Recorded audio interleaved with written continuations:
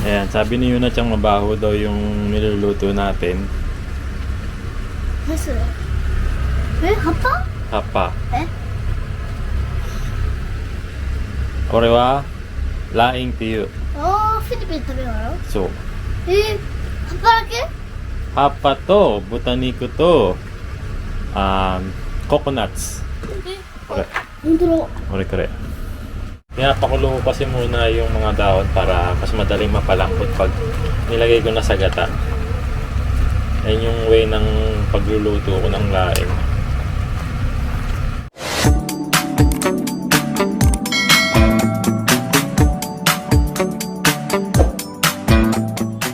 Magandang araw po sa inyong lahat. Isang panibagong araw na naman po ng buhay namin dito sa Japan. Kumusta po kayo lahat? So ngayon ay nasa labas po ako dahil nga magluluto tayo ngayon ng ginataang laing. Isa kasi ito sa mga paborito kong pagkain Pinoy. And sakto naman na meron tayong dahon ng gabi sa bahay na nabibili rito sa Japan sa mga Philippine store. And ayun, nandito lang ako ngayon sa Beisa Mart supermarket para bumili lang ng mga kulang na ingredients katulad ng luya. So yun, bili muna ako sa supermarket para makauwi na rin, masimulan ko na rin lutuin yung ginataang laing natin. Ayan, samahan nyo kami ngayong araw na to dahil bukas po mag-i-start na nga pala ako sa trabaho. Unang araw ko sa bago kong trabaho. Itong Beisa Mart ay malapit lang to sa bahay namin. Mapapansin nyo, nandito yung Family Mart kung saan kami nagpupunta ni Yuna Chang tuwing umaga pag gusto namin mag-almusal dyan. So kaya kaharap lang niya yung Beisa Mart. Ayan, meron ditong hambaiki or vendo machine. Ayan, bili na rin pala ako nitong mansanas. Medyo mahal nga lang siya, 213 isang piraso. Pero gusto kasi ito nila Kuya AG sa ni Yuna Chang Ito, medyo maganda-ganda. Saka ito na lang. Ayan. Bili nga rin pala ako ng bawang. Ayan. 105, 3 pieces. Wala na nga rin pala kaming sibuyas. Ito. 213, 3 pieces. So, ayan. Ang luya naman or soga ay 138 yen. Ayan. Ayan. Bili rin tayo ng pipino kasi mahilig din sa pipino sila Kuya Eiji sa kasi Yuna Chang.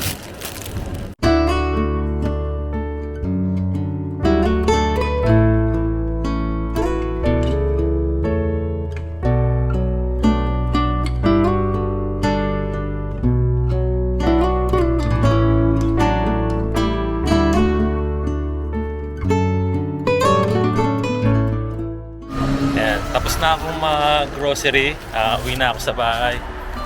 Pakita ko lang din sa inyo na malapit lang din dito yung pinaglalaroan ni Yuna Chang. Yan yung Donggori Koen. Siguro ayain ko mamaya sila Yuna Chang sa kasi Kuya AJ dyan. Kasi maganda yung panahon ngayon medyo mainit-init, 19 degrees Celsius ngayon. Pero by next week, bababa na naman yung degrees, nasa 10 degrees. Ayan, nasa bahay na tayo and may nagtatanong nga pala kung anong ibig sabihin ng itadaikimasu. Ibig sabihin po nun ay to receive or humbly receive the food. Kung sa atin po ay salamat po Lord sa pagkain na to. So simulan na natin magluto ng laing. Ayan, nakapag-prepare na rin tayo ng mga gagamitin natin. Bawang, tapos sibuyas. Meron na rin tayo ditong luya. Siyempre meron tayong pulang sili at meron tayong baboy. Wakaru nano sure? Nani sukuru? Papaga. Laing. Laing. Sabi tayo meron laing. Ato din Sinungaling ba yan? Laing, hindi laing. Sinungaling ba yung laing? So, yung gumagawa ng laing, ang tawag? Liar. Liar. So ayan, dapat talaga dito sa Japan marunong ka talaga magluto. Lalong-lalo na kung mahilig ka sa Filipino food. Sobrang masarap talaga ang mga Japanese food. Pero syempre, paminsan-minsan, namimiss din natin yung mga Filipino food. Lalong-lalo na kung wala tayo sa bansa natin. And dahil naman sanay na rin si Aya at ang mga bata sa Filipino food, Filipino food na yung kinakain namin kapag nasa bahay lang kami. Kung mapapansin nyo, kapag nasa labas kami, laging Japanese food ang pinupuntahan namin. Ilang buwan lang nakalipas nung huling umuwi kami sa Pilipinas, pero sobrang namimiss pa rin namin talaga ang mga Filipino food. Lalo na yung mga authentic Filipino food na nakakainan natin sa Pilipinas. And nabanggit ko nga po sa isang vlog natin na pauwi kami ng Pilipinas. At may mga nagtatanong din kung kailan kami uuwi ng Pilipinas. Kung sa Pilipinas na daw ba kami magpapasko at magpabagong taon. So dahil busy pa nga kami ni Aya sa aming mga trabaho at marami pa kami dapat asikasuhin dito sa Japan ngayong Disyembre, hindi kami makakapagpasko at bagong taon sa Pilipinas. Pero ang biyahe namin sa Pilipinas ay pagkatapos na ng bagong taon. Simula January hanggang February nasa Pilipinas kami. Kaya magkita-kita po tayo dyan. Ano po yan, Papa? Laing. Laing. Nakakain ka na ito dati, di ba? Opo, yung sa dati po nating bahay. Sarap. Ang ulam natin ngayon.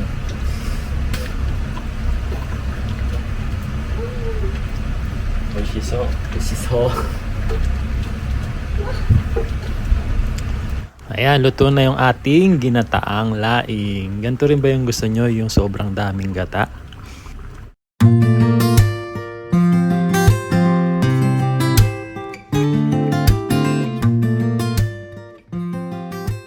Itadakimasu! Ayan, kain na po kami ng tanghalian.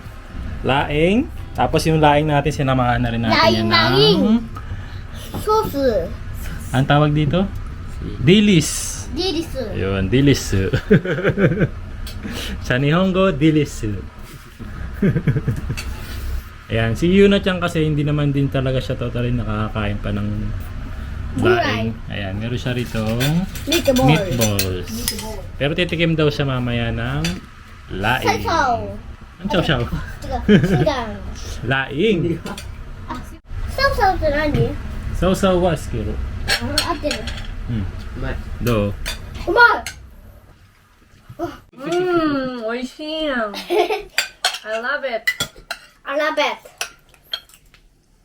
Yeah, I love it. Delicious. And mahal, nabanggit mo sa akin kanina na parang, di ba, iwas ka rin sa laing na, alam mo kasi medyo... Sinungaling. Hindi, I mean, laing yun eh. Ano ba? Sa amin sa probinsya, pag nagluluto daw ng laing, kailangan daw tahimik. Ang nagluluto? Oo. Ah, buti na lang pala, tahimik ka kanina. Kasi daw, pag hindi, kumakati daw. Ang nilulutong laing. Yung nagluluto dyan. Hindi, nakakain po kasi ako ng mga grade 1 po dati sa Sa Infanta? Opo. Ng laing? Kaya Opo. kumati yung lumunong. Ah, Makati yung nakain mo Makati, nun. oo. Sino ba nagluto nung time na nun? Yung nag-ahalaga sa dati. Nag-aalaga sa'yo. Okay, si Kuya, naka second batch na agad. Nagustuhan ni Kuya EG. Kayo naman, sa Maynila, baboy. Ah, baboy, oo, yan. Tapos, may hipon. Tapos, first time kong mag-try na samahan siya ng dilis. Okay naman siya. Okay naman. Dito naman sa Japan, marami naman ding gabi, ano. Pero hindi nila pinapansin yung... Oo nga, no? Ba't tinatapon nila yung dahon ng gabi? Yung nasa ilalim na yung pinakang root. Yung gabi root. mismo ang ano. Paano kaya nila nalaman na pwede palang kainin yung dahon ng gabi? Gabi. No? No? Kasi yung ibang tao hindi naman nakakain, na. Sa kaya nag-umpisa yun. Tapos yung yung dahon ng gabi, pwede ba siyang kainin sa umaga? Ah, yung mismong laing? Ah, gets ko na. Baliw ka talaga. Gabi kasi gabi. Seryoso naman sa ganun.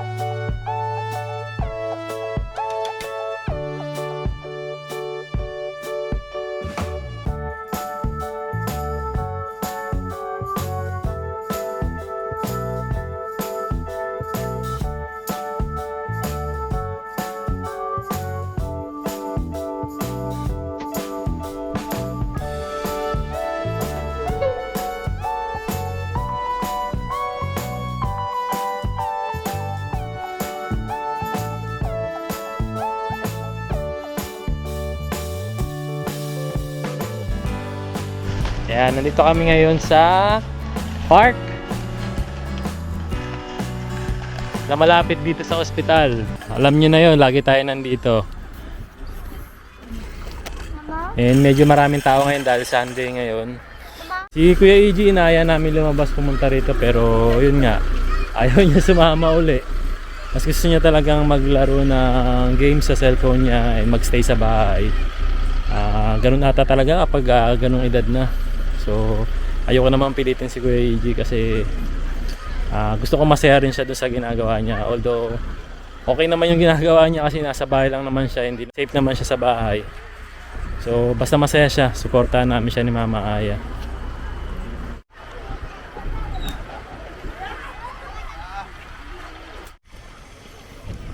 Maganda panahon ngayon, 19 degrees Celsius lang.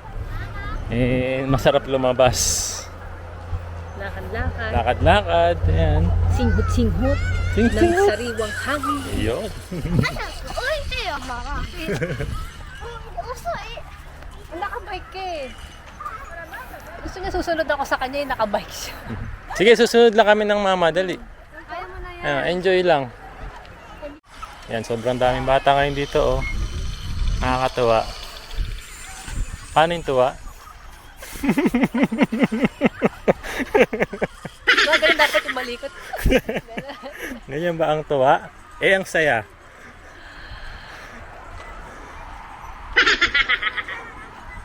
Masaya kasi. Ganun lang, saya Nasa lang. puso lang yun. Okay. Ang maligaya. iba na yan eh. Ibang ligaya na yan eh. Dami mga tao.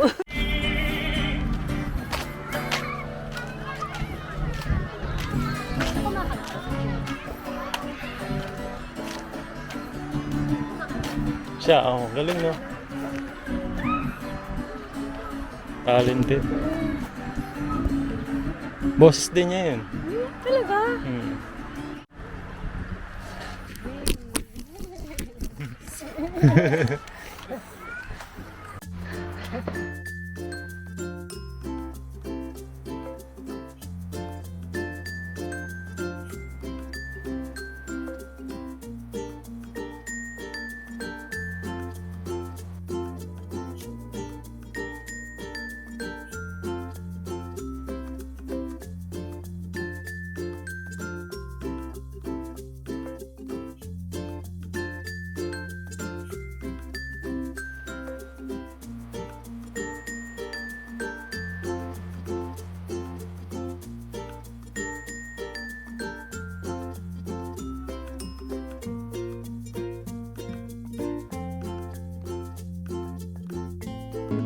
Tingnan mo, ulo pala ng ano yun. Ano yan? Ng whale. Oo nga no. Siya. Si ate pala to. Sama kita sa vlog namin. Hello, te. Kamusta ka nate? okay Long time no see. nga aba May kasama ka anak? Nandoon? bye bye Ingat ha. ingat パパあそこはいに行きたいどこあそこ置いてこっち Yes. こっち置いて Doko. Muna tayo doon. Ikot tayo? Saan? Ayun, so po. 1, 2, 3.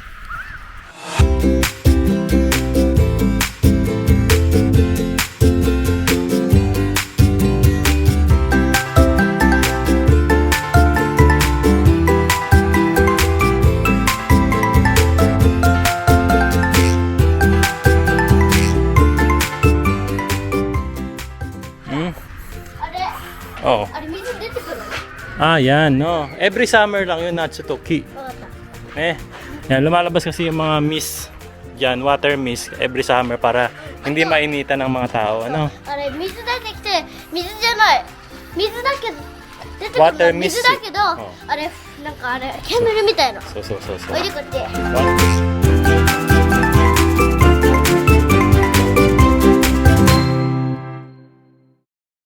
Ayan, naalala ko tuloy nung ipinanganak si Yuna Chang dito sa hospital na katabi nito. Sobrang isa pinakamasayang part talaga ng buhay ko yung nasa trabaho ako noon and si Aya noon nasa mag-isa lang sa bahay nung pumutok yung panabigan niya. Buti na lang talaga pinuntahan siya nung aking mga biyenan, ang ninong Edwin. Siya yung nagdala kay Aya sa hospital. Tapos yun, tinulungan naman ako ng katrabaho ko na makapunta sa hospital. Binigyan niya ako ng pamasahe pang taxi para mapuntahan si Aya. And salamat kay Ate Ann. Nakatrabaho ko noon. Ayun, tapos nung nakita ko si Yuna Chang noon, nung pinanganak siya, unang-unang talagang nakita ko yung mukha ni Kuya EG, kamukha talaga ni Yuna Chang. Natuwa ako na talagang, basta iba yung saya nung araw na yun. Dahil first time kong maging tatay.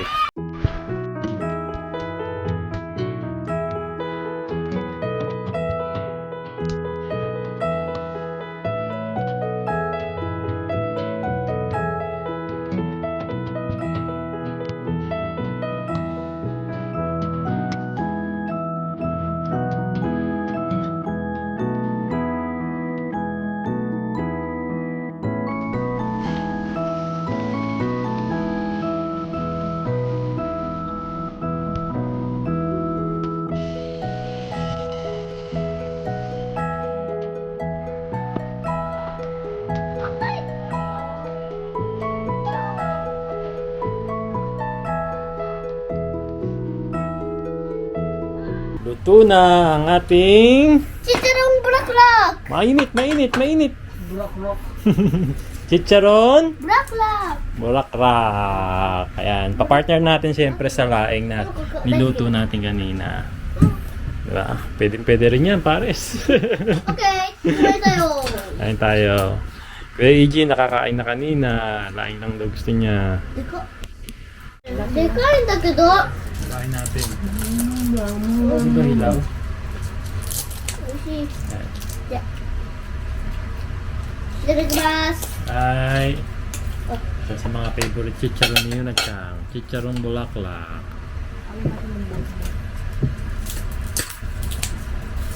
Buhang tabitin eh. Yan, minsan lang naman kami magluto nito eh. Kaya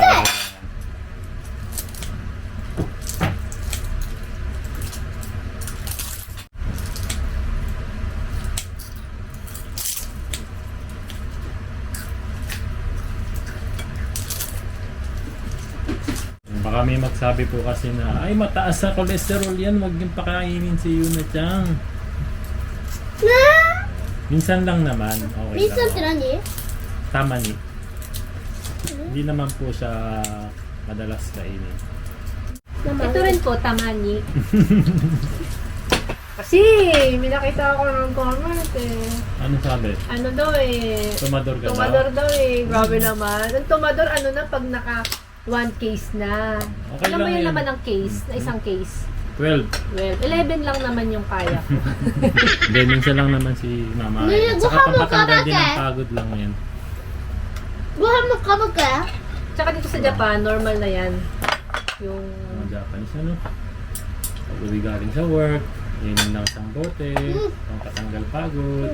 yung